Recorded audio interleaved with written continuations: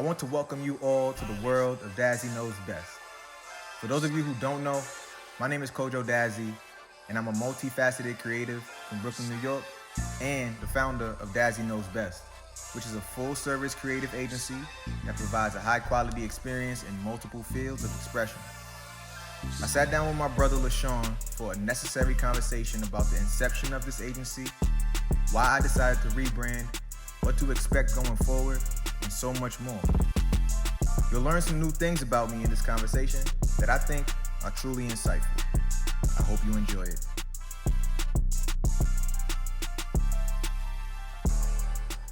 So Dadzie knows best. Indeed. You really think you know best?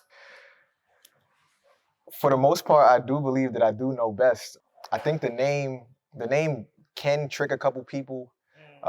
If you really know me, you kind of understand where it comes from and why I say it the way I do.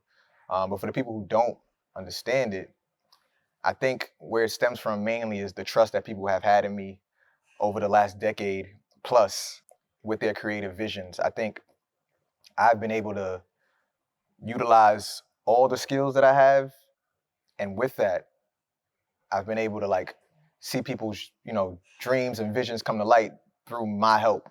So with me, when I say Dadzie knows best, to me it's about the trust that people have in me with their babies. I've worked with people in the podcast space. I've worked with people in, from musical art direction to talent management on the music side. Obviously with photography and videography. I've worked with, event planners and event throwers all over New York City and all over the country. So when I say Dadzie knows best, I think I've proven that I know a lot. Best is subjective, but I think I've always strived to be the best in general. So tell me about the origin. Where did this come from? Where did this idea, or where did the gall of you saying you know best even come from? So it's funny, the origin or the inception of the name Dadzie Knows Best, it actually started on the internet. I was, on the internet on Twitter, talking with friends about what a potential wedding hashtag would be, because wedding hashtags is a popular thing.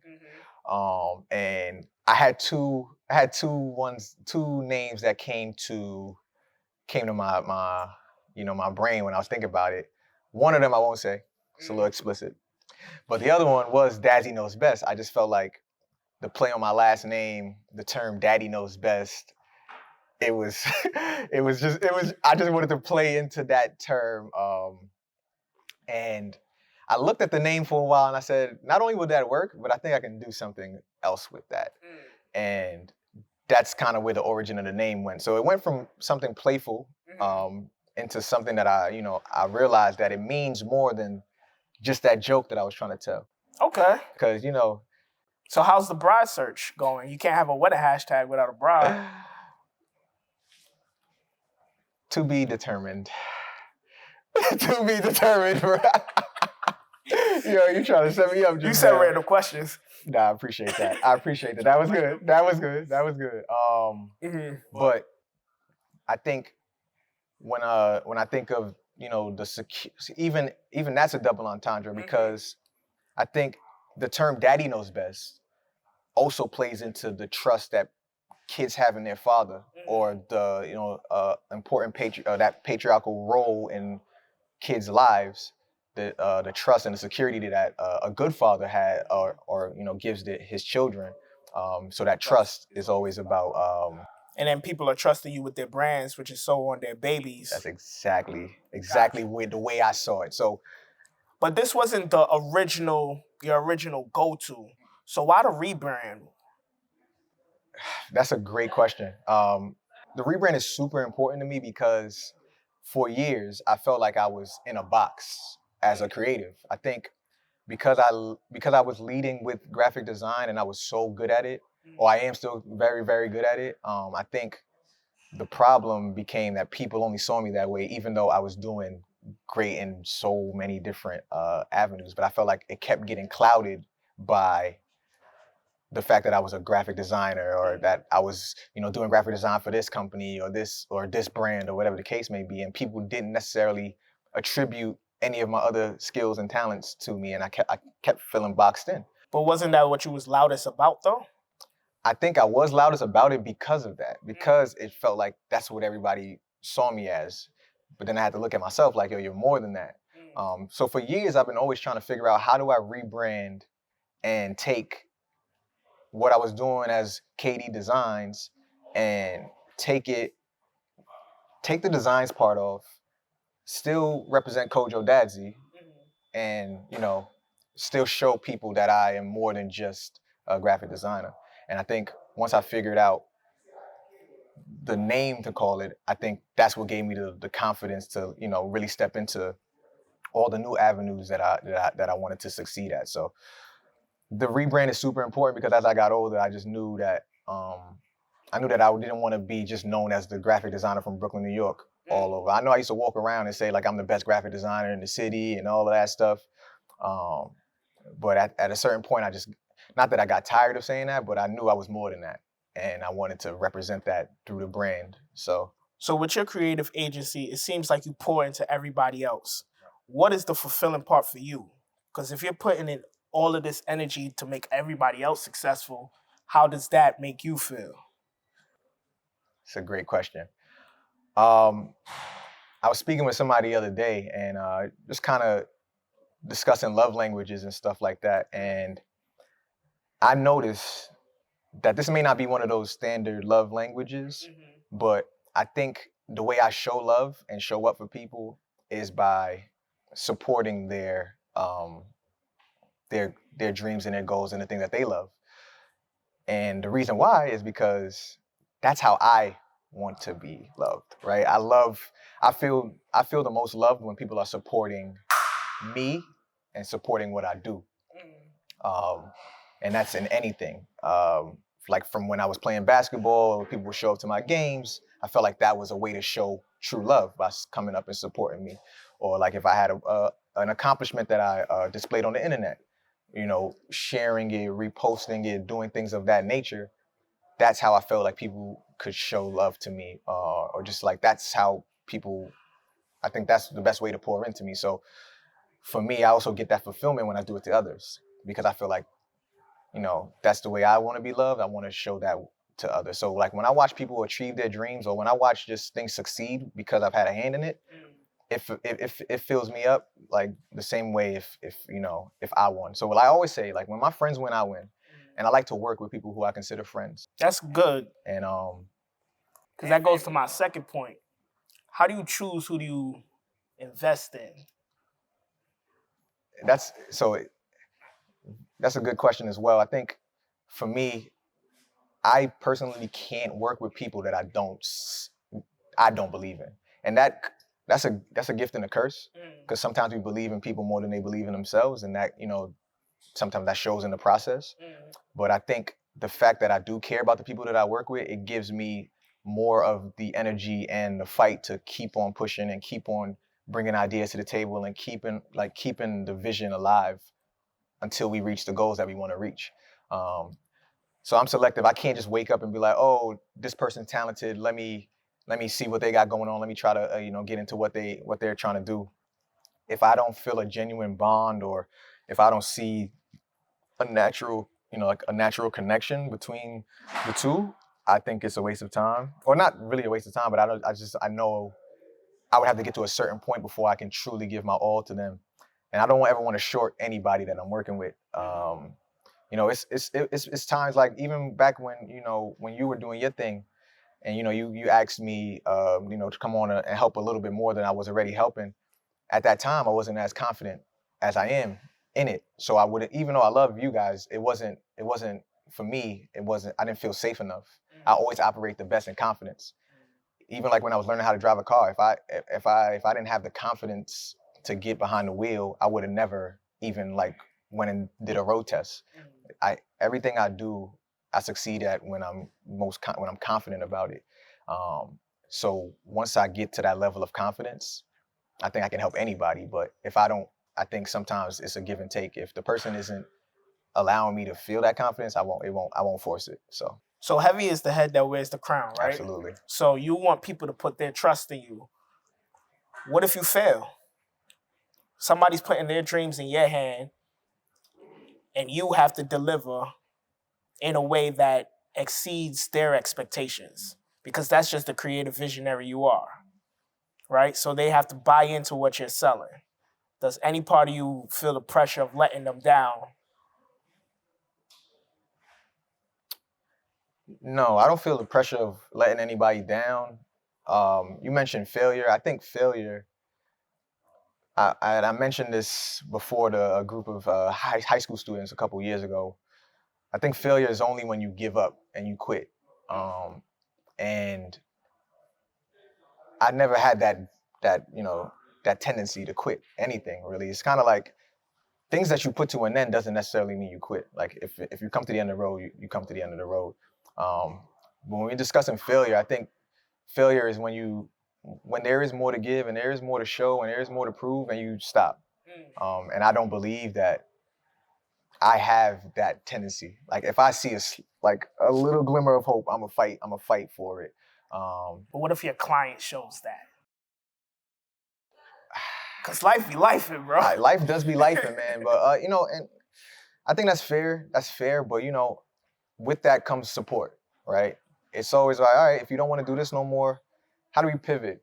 What else do you want to do? You don't want to do anything? I can wash my hands with that. If it's something that we got to pivot to, or something else that we're gonna put energy into, Yeah. okay then. I don't think that's quitting. I think that's just regrouping and figuring out what works for you in that time. Because like you said, life does be lifing. But I think when you mention failure, I never saw myself as one. I never really necessarily hung around people who I think are failures. So that word doesn't even really cross my. Someone say you got a gift of gab, right? So persuading somebody to get on this train of, yo, just trust my vision. I see something in you with your talent or whatever the product is that I could take it here and they're only thinking here.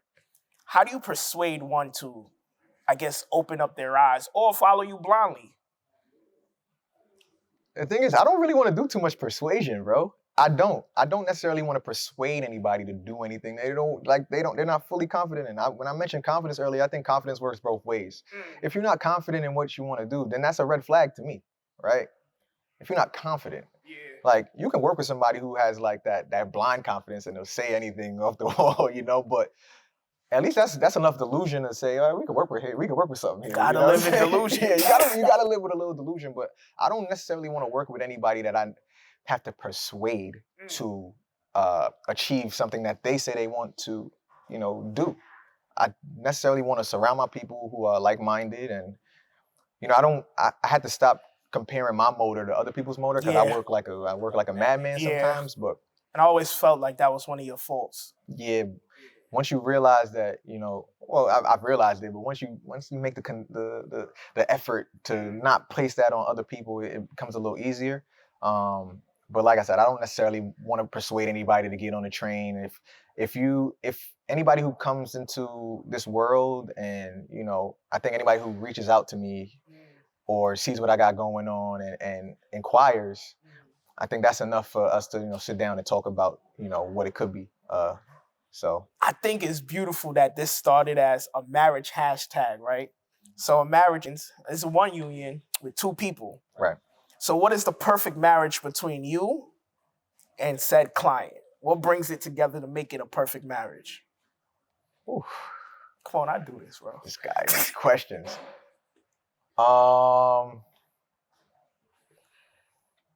Start with trust. I think we start with trust. I think that's... We got the power to grow. Listen, would have gave up, but ain't no coward in Joe. What a bar. But I think it definitely starts with trust. Once that's the foundation, we build on top of that. I think the next best thing in line is understanding each other, how we work, what each individual needs to get to that next step, whether that's a pep talk, whether that's space, whether that's visual, whether that's audible, like whether it's like comfort in a certain way, the way they're spoken to, learning that about each other. So once you get that understanding, you build that on top of trust. It's funny, like I think the same building blocks would make for also a great marriage. Like seriously, the way, like as I'm answering it and thinking about it, is like I think successful relationships have those same things. So you know what's best for other people, but do you know what's best for yourself? Have you learned that in your 30 plus years of living? What is the best thing for yourself? What is the best thing for me? I think I'm still learning what's best for me every day, every month, every year. I can say for sure that this year has been one of my toughest years as an individual.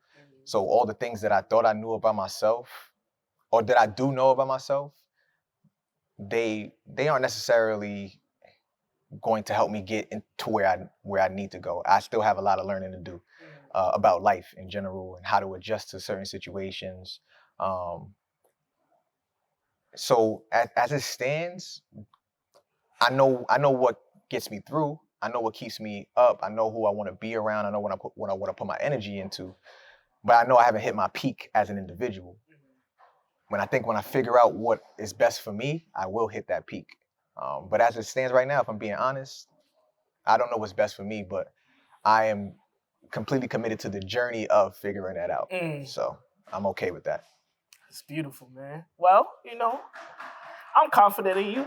It's about time that you took this leap of faith. I feel like you've been teetering the lines of double dutching. I think we were the first to ask you to do something like this. This is true. And you backed down, But to your future client that's watching this, because I know I've certain people been reaching out. They have. What do you think they should come with outside of the confidence? What is some of the intangibles outside? Because people could be blindly confident. Well, truthfully, if without stating confidence, talent is very key. It's very key. And obviously that's subjective, but I think bringing that actual ability to the table, something that we can work with first and foremost, is super important. After talent is the work ethic and the drive that it takes to do what you say you want to do. Growing up as an athlete, wanting to be in the NBA, I think it taught me a lot. Even though I didn't make it, knowing what it took or understanding what it took to get to that goal drives a lot of the behavior that I have now, which like, okay, if you want to make it to the league, you got to put up shots. You got to run the park. You got to get in the gym. You got to lift. You got to get your body right. And maybe those things don't necessarily translate when you're like a musician or a podcaster, or you want to start anything in a business or whatever the case is.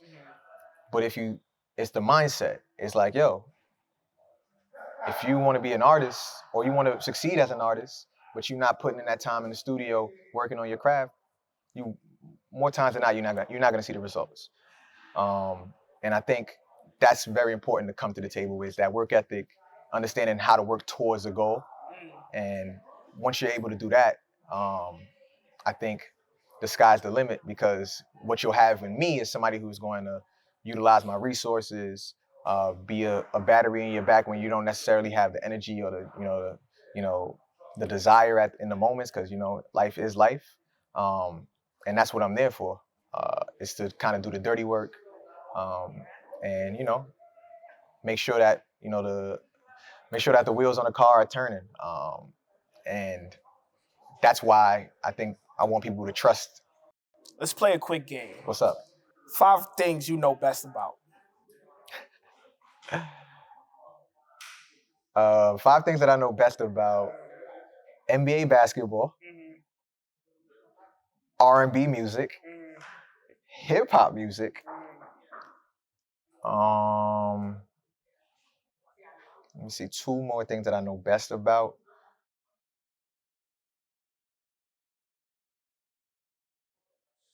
History. American history, let me be specific. American history. And I know best about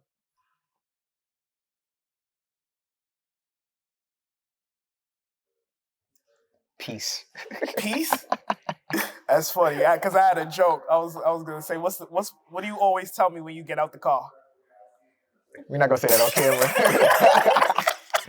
Don't let these bitches stress you though. That's a fact. That's a fact. But yeah, I mean, peace is that's a never-ending battle. But I think that's always my goal at the end of the day is just let's be at peace. And I wanna know best about that for sure. Now, as the agency takes its wings, who are some of the people that's currently in the agency? So currently, I'm leading the charge as Dadzie Knows Best. It's a full service creative agency. So right now, on the talent management side, I have, I work with 3 talented people. I work with a rap artist by the name of Rain. Been working with him for a decade plus, one of my best friends. I work with an R&B artist by the name of Mel, supremely talented vocalist, singer, and really excited about, being on her journey with her and basically just revamping her career and taking it to where I think it has the level to, the capacity to go to. And I also work with Cha-Ching, who is the MC, the main MC and host at Dykeman Basketball. I work with him alongside Naya as his manager, and he's the best MC in the game. I've watched him, change his life, be on the biggest stages. He's now Emmy award winning for the documentary. So just really excited about working with those 3 within the Dadzie Knows Best umbrella. And along with that, I still have my freelance graphic design that I offer. I still, offer my photography and videography services, and just a lot more ideas on the way. Obviously, we got some things that we've been working on for 2+ years now. So I think a lot can fall under the umbrella, and I'm really excited about. Does Dadzie Knows Best accept fire emojis? Use your words. Please use your words. I think it's very important to let creatives know across the board how you feel about what they're doing.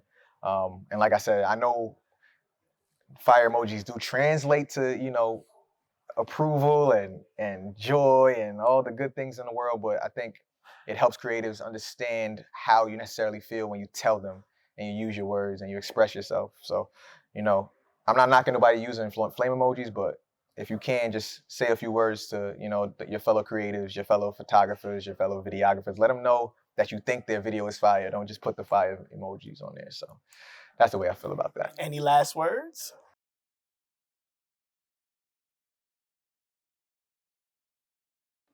Any last words? First and foremost, thank you. Thank you for sitting with me and talking with me. As you know, it's been a journey. You've been rocking with me, for years now, and you've seen my growth as a creative. So I just want to thank you for rocking with me and helping me get this off the ground. And it's just to everybody else who's watching this, just understand that it took me a lot to get to this point. We were talking about this the other day. Like, I went through a tough time where I kind of lost sight of what I was doing because of outside chatter and comments, and I was questioning myself and really down on myself about the ability that I have. And at this point, I've gotten through all of that, and this rebirth is really, really important for me. So, and I think now with the rebirth of Dadzie Knows Best, it's giving me a chance to really take it as serious as it deserves. I think for a long time I was kind of just moving carelessly, not carelessly, but just moving off of vibes. And I think the only way I can really create real change within my life is if I start really, really taking myself serious. And I've always taken myself serious, but I think at certain points, I used to rely on my talent and cut corners because of that. But I'm no longer doing that. And I think that's the most important part about this, is that I'm really stepping on this for real, so.